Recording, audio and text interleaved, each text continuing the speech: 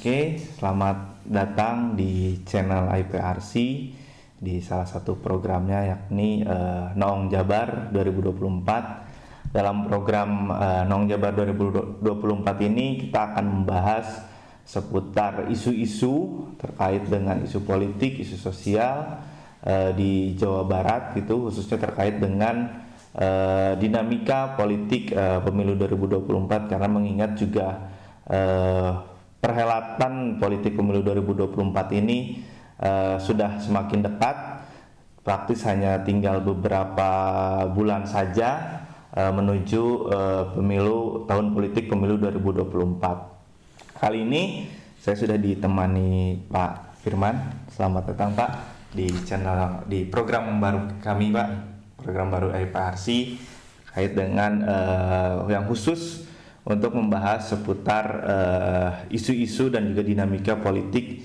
di Jawa Barat. Oke, untuk kali ini kita akan membahas terkait dengan isu yang juga mengagetkan beberapa hari kebelakang ini terkait dengan isu mundurnya salah satu tokoh dari salah satu partai politik, atau sebut saja kita ya, Pak Deddy Mulyadi yang mengundurkan diri dari Partai Golkar. Ini menarik dibahas karena di beberapa hasil survei juga tingkat elektabilitas Pak Deddy ini selalu menempel Pak Ridwan Kamil sebagai calon gubernur Jawa Barat di 2024 nanti. Nah, yang menjadi pertanyaan adalah ketika Pak Deddy ini mundur dari Partai Golkar, lalu kemana dia akan berlabuh Pak? Karena sebelumnya kan sudah ada juga yang masuk gitu ke salah satu partai, tokoh non partai, ada Pak Iwan Bule, ex ketua umum PSSI, yang sudah masuk ke Partai Gerindra. Nah, di saat tokoh lain masuk ke partai, Pak Deddy ini malah mundur. Itu gimana Pak? Ya, pertama ini memang informasi yang cukup mengejutkan sebetulnya ya. Dalam artian Kang Deddy Mulyadi itu adalah tokoh lama Golkar, 2 periode menjadi bupati di Purwakarta, itu diusung oleh Golkar, lalu kemudian sempat menjadi ketua DPD Golkar Provinsi Jawa Barat, dan kemudian menjadi anggota DPR dari Golkar. Ya. Jadi ini tokoh Golkar yang sudah lama begitu ya ada di Partai Golkar. Namun kemudian kita mendengar beliau mengundurkan diri dari Partai Golkar. Nah, pertama tentu apa yang menjadi pendorong kan gitu ya. Sehingga kemudian Kang Deddy Mulyadi ini harus mengundurkan diri dari partai yang sudah membesarkan dirinya lah katanya gitu ya.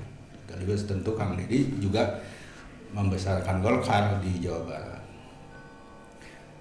Dugaan saya yang pertama ini tentu terkait dengan dinamika 2024, karena sebagaimana tadi juga sudah disampaikan oleh Kang Teddy, berdasarkan hasil survei, ya beberapa hasil survei yang IPRC lakukan ya. Dan bahkan terakhir kita melakukan survei itu di bulan April 2023. Kang Deddy Mulyadi ini kan adalah penantang utama dari Gubernur petahana Ridwan Kamil. Jadi sampai hari ini memang kalau kita lihat tingkat elektabilitas Kang Emil itu memang masih tinggi, nomor 1 di Jawa Barat, tetapi memang yang terdekat penantang utamanya itu adalah Kang Deddy Mulyadi. Nah, sehingga tentu ada peluang bagi Deddy Mulyadi itu untuk kembali maju sebagai calon gubernur di Pilgub tahun 2024, berhadapan dengan Ridwan Kamil kan gitu. Kalau Ridwan Kamil juga kembali maju periode kedua. Nah, akan tetapi kan yang menjadi masalah di bulan Januari 2023 itu ternyata Ridwan Kamil itu bergabung dengan Partai Golkar. Ya. Sehingga kedua kompetitor ini berada dalam perahu yang sama. Sehingga agak sulit membayangkan keduanya akan bertarung dalam pilgub kalau mereka masih berada di Partai Golkar. Itu pasti akan bertarung ya Pak, maksudnya kan di dua perahu yang sama, apakah nanti akan gubernur wakil gubernur atau Ya. akan bersaing gitu? Ya, kalau gubernur wakil gubernur juga agak sulit membayangkan gitu ya, karena agak sulit membayangkan satu partai yang sama itu mengusung dua nama. Lalu apalagi kalau berkompetisi ya, Ya. kan tidak mungkin sama-sama satu partai tapi berhadapan-hadapan. Ketiga juga kan pertanyaannya, apakah kalau Kang Emil itu tidak maju, karena kan ada juga opsi Kang Emil tidak maju di Pilgub Jabar 2024, apakah secara otomatis Kang Deddy Mulyadi yang akan diusung oleh Partai Golkar? Ya. Nah, kelihatannya itu juga menjadi problem. Nah, sehingga menurut saya itu yang membuat salah satu ya yang membuat atau menjadi pertimbangan Kang Deddy Mulyadi untuk mundur dari Partai Golkar, karena kelihatannya dia membutuhkan perahu baru, membutuhkan kendaraan baru untuk maju atau paling tidak menjaga asa, menjaga peluang untuk bisa tetap maju dalam Pilgub Jabar. Karena peluangnya memang terbuka secara elektabilitas signifikan begitu ya, nomor 2 setelah Ridwan Kamil di angka 20%-an ya. Kalau kemudian Kang Emil maju itu Kang Emil antara 40 sampai 50%, Kang Deddy Mulyadi di angka 20 sampai 24%-an gitu ya, data kita terakhir. Nah, kan tetapi tadi karena ya kan syarat untuk maju dalam pilgub itu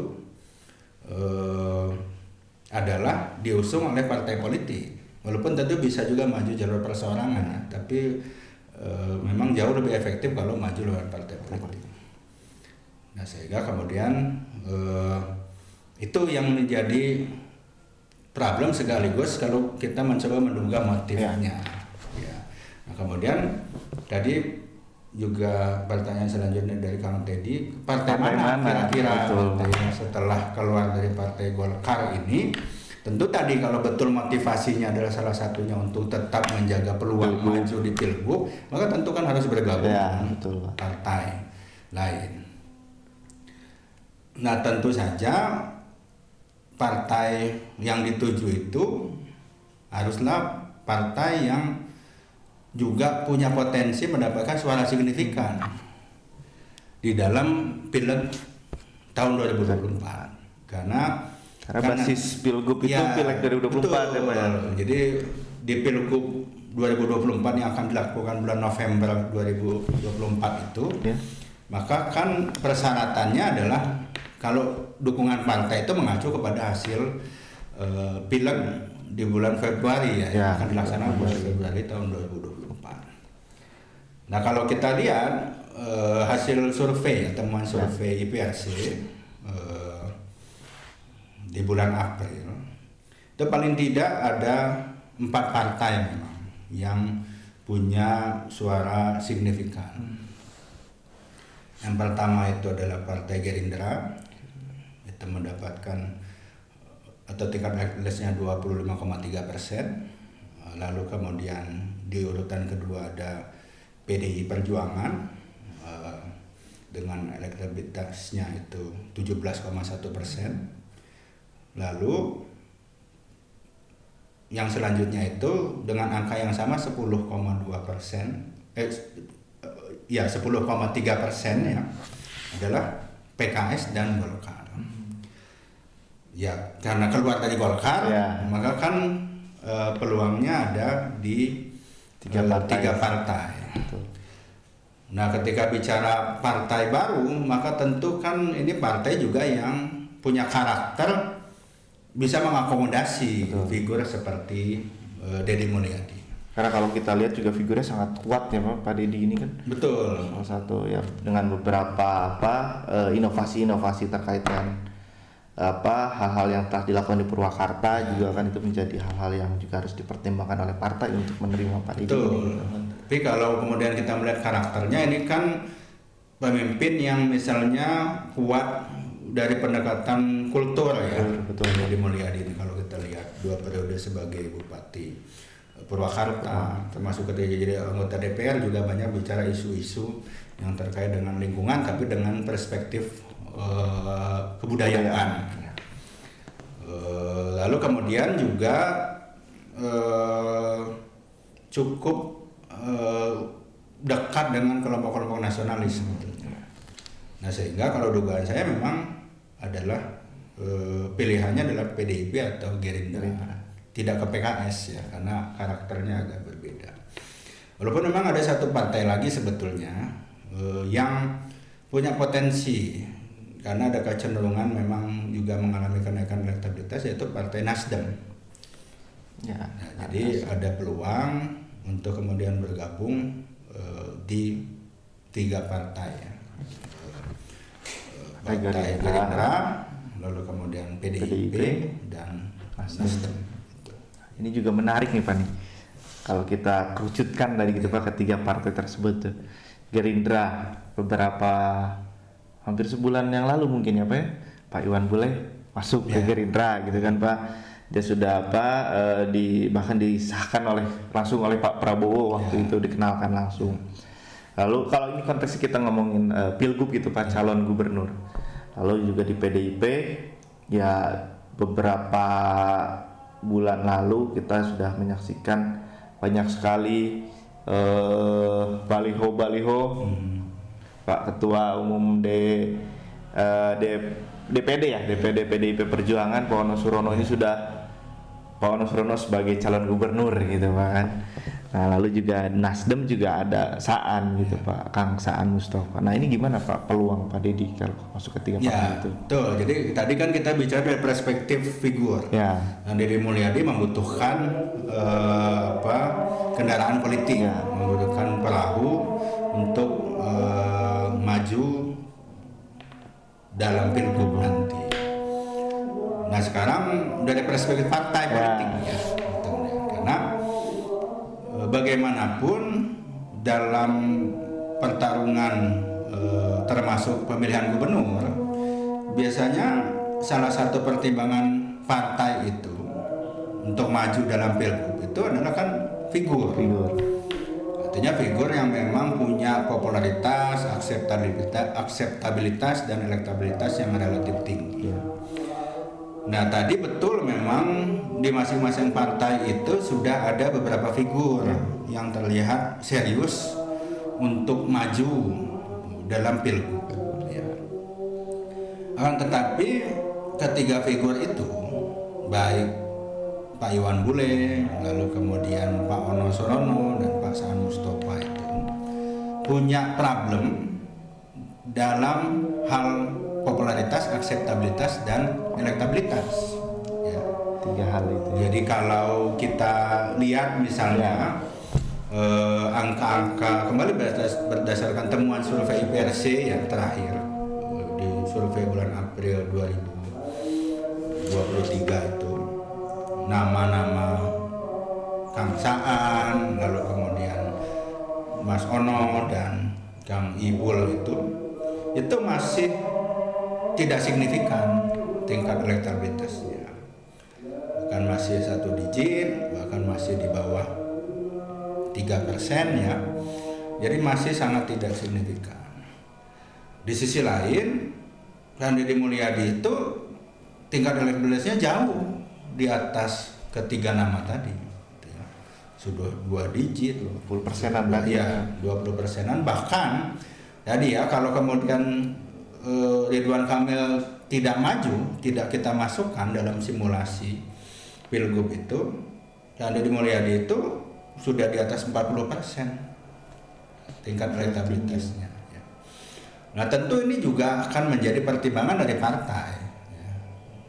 Figur seperti Deddy Mulyadi yang punya popularitas tinggi, akseptabilitasnya juga baik, sehingga tentu tingkat elektabilitasnya juga tinggi. Itu akan dipertimbangkan secara serius oleh partai manapun sebetulnya. Karena perlu diingat pula, nah ini juga yang menarik untuk dilihat.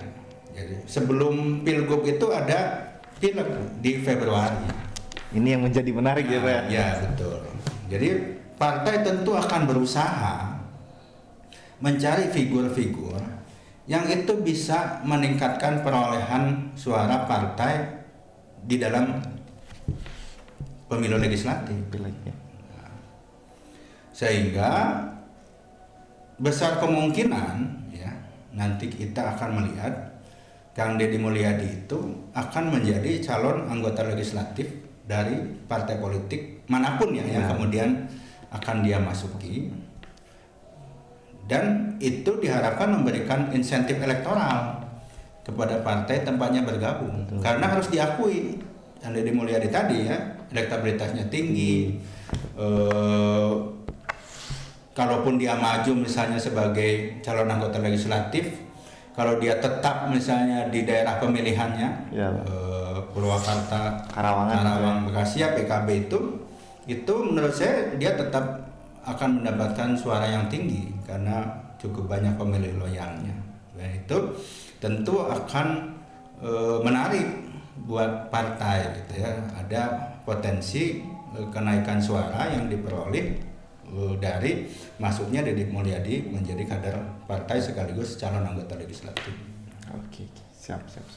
Sama ini Pak, berarti kan ketika Pak Deddy ini keluar, akankah jadi rebutan partai politik Pak Deddy ini Pak? Dengan mengingat tadi elektabilitas tinggi, akseptabilitas tinggi gitu Pak? Ya, seharusnya iya kalau kita bicara jangka pendek ya. Karena jangka pendek itu kan pertarungannya pemilihan anggota legislatif nanti di bulan Februari 2024 yang ini tinggal hitungan bulan. Ya. Jadi mendapatkan figur yang populer gitu ya. Itu semacam durian runtuh bahkan gitu kan. Bahwa ini figur yang potensial membawa suara yang signifikan terhadap partai. Nah, jadi ya menurut saya partai-partai akan membuka pintu ya. Walaupun tadi tetap juga ada variabel partai-partai ini juga punya karakter yang juga tidak bertolak belakang dengan apa yang menjadi kredensialnya ya dari Kang Deddy Mulyadi. Betul Pak. Nah berarti kan ketika Pak Deddy keluar dari Golkar, praktis hanya ada Pak RK mungkin yang paling kuat di Golkar. Nanti gimana Pak? Ini ada berarti peluang, apakah ketika Pak Deddy keluar dari mundur dari Partai Golkar, apakah bisa juga disimpulkan bahwa oke, berarti nanti Pak RK yang akan maju di Pilgub Jabar dari Partai Golkar, apakah bisa disimpulkan begitu Pak? Ya itu belum bisa dipastikan sebetulnya ya, karena Pak RK itu masih punya beberapa opsi. Opsi pertama, dia masih terbuka peluang untuk maju di tingkat nasional, di Pilpres nanti ya di 2024. Terutama untuk cawapres lah ya. Kalau capres mungkin sudah tidak, tapi cawapres siapa yang tahu, karena masih sangat cair begitu ya. Dia bisa menjadi salah satu calon alternatif. Kedua, maju di Pilgub tapi tidak di Jawa Barat. Salah satu opsi yang seringkali juga disebut-sebut itu adalah Pilgub di DKI Jakarta. Ya. Nah, ketiga ya opsinya tetap di Jawa Barat untuk 2 periode.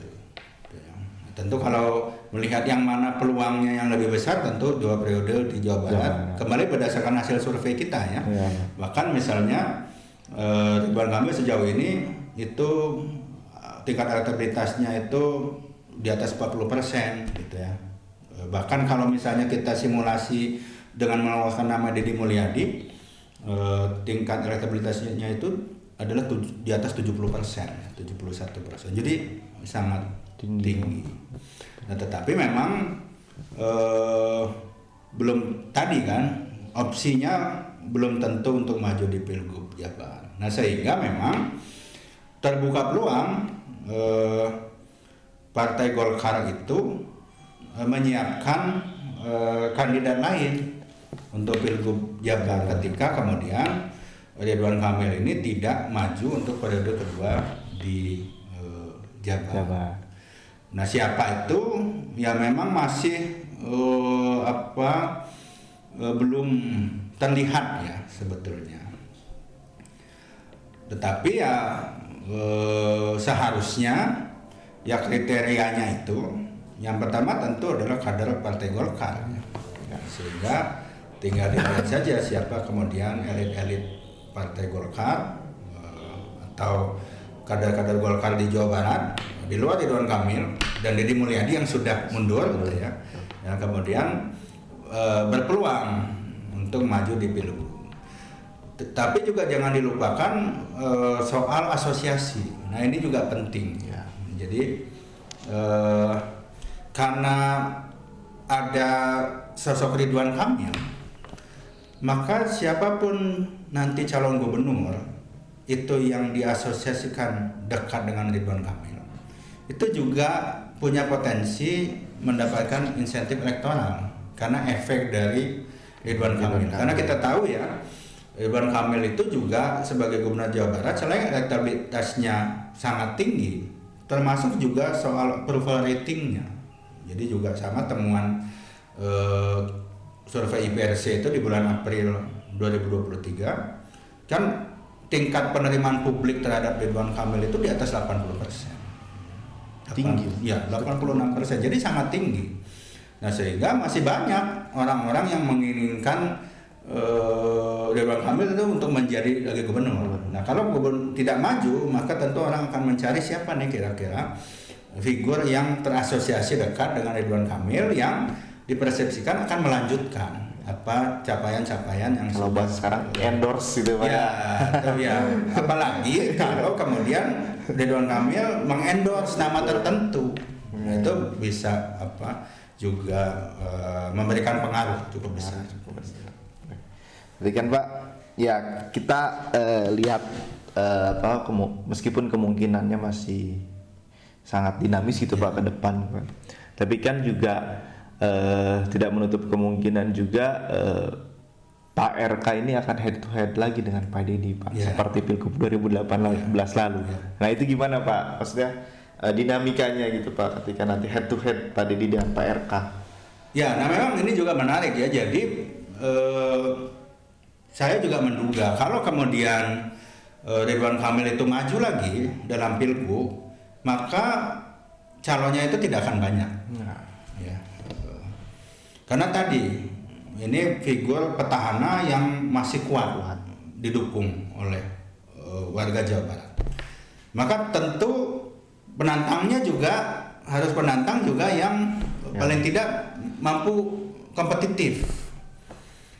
Nah, hari ini kita melihat ya Kang Deddy Mulyadi lah yang bisa kompetitif ya dibandingkan dengan nama-nama lain. Artinya ya semua orang tetap punya peluang, tapi kan kita bicara siapa figur yang kompetitif. Apalagi dengan variabel Kang Deddy Mulyadi nanti dengan asumsi sudah masuk partai baru. Ya.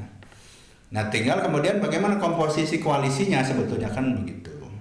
Kalau Kang Emil maju Golkar,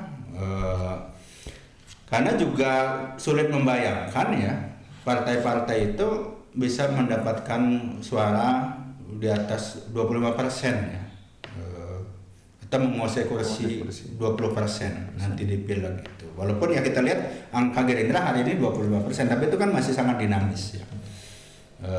Dulu di 2018 itu satu-satunya partai yang punya kursi di DPRD Provinsi Jawa Barat di atas 20% itu adalah PDIP. Jadi hanya PDIP yang bisa. Nah, kemungkinan nanti juga seperti itu. Kalaupun ada, mungkin hanya satu partai atau dua partai, atau bahkan tidak ada, sehingga perlu ada koalisi. Nah, sehingga yang menarik untuk dilihat nanti kalau ini betul head to head, bagaimana format koalisi partai yang mendukung ya atau mengusung figur tersebut. Walaupun ya tidak tertutup kemungkinan muncul kandidat lain ya, masih sangat terbuka kemungkinan. Tapi hari ini kalau kita melihat ya kondisi per hari ini ya kelihatannya memang Ridwan Kamil masih sangat kuat sebagai petahana. Lalu kemudian kalau dicari siapa figur yang paling kompetitif ya baru Deddy Mulyadi. Oke. Ini juga hal yang menarik juga terkait dengan format koalisi ini, Pak. Ini juga akan kita juga nanti akan melihat sebetulnya peta basis suara dari masing-masing calon. Katakanlah kalau tadi head to head Pak RK dan Pak Deddy juga di mana saja sebenarnya basis suara gitu, dan itu juga kan akan berpengaruh terhadap koalisi dan juga dinamika politik Pilgub Jabar 2024 nanti gitu, Pak. Oke, mungkin tapi format koalisi sepertinya kita akan buat di episode selanjutnya, Pak, biar memberi penasaran bagi para pengikut atau bagi para subscriber daripada YouTube IPRC khususnya di program Noong Jabar ini, Pak. Untuk hari ini mungkin sekian, Pak. Saya aturkan terima kasih banyak Pak Firman atas kesediaannya untuk mengisi di program Noong Jabar yang memang fokus untuk membahas seputar dinamika politik Provinsi Jawa Barat menuju 2024 nanti. Baik, itu saja mungkin. Terima kasih, Pak. Selamat sore. Assalamualaikum warahmatullahi wabarakatuh. Waalaikumsalam warahmatullahi wabarakatuh.